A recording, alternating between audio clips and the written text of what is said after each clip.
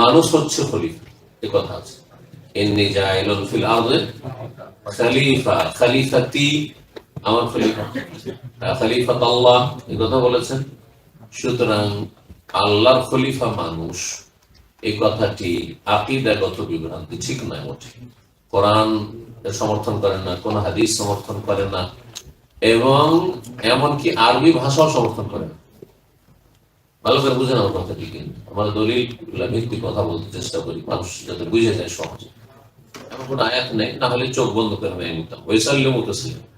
এমন কোন সহিহ হাদিস একটিও নেই, না হলে মেনে নিতাম। ওহি ফরজ মেনে না, বুঝি আর না বুঝি।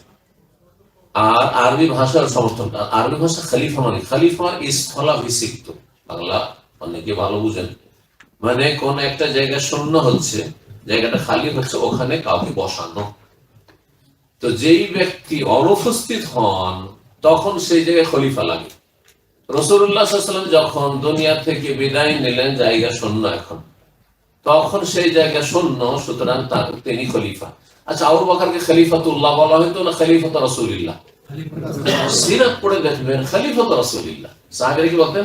খলিফাতুর রাসূল, রাসূলুল্লাহ খলিফা, কারণ রাসূলুল্লাহ সাল্লাল্লাহু আলাইহি ওয়াসাল্লাম এখন গায়েব, দুনিয়া থেকে বিদায় নিয়েছেন। কিন্তু ওমা কুন্না গায়েবিন, আল্লাহ বলছেন আমি তো গায়েব না, তো আল্লাহ কিসের খলিফা?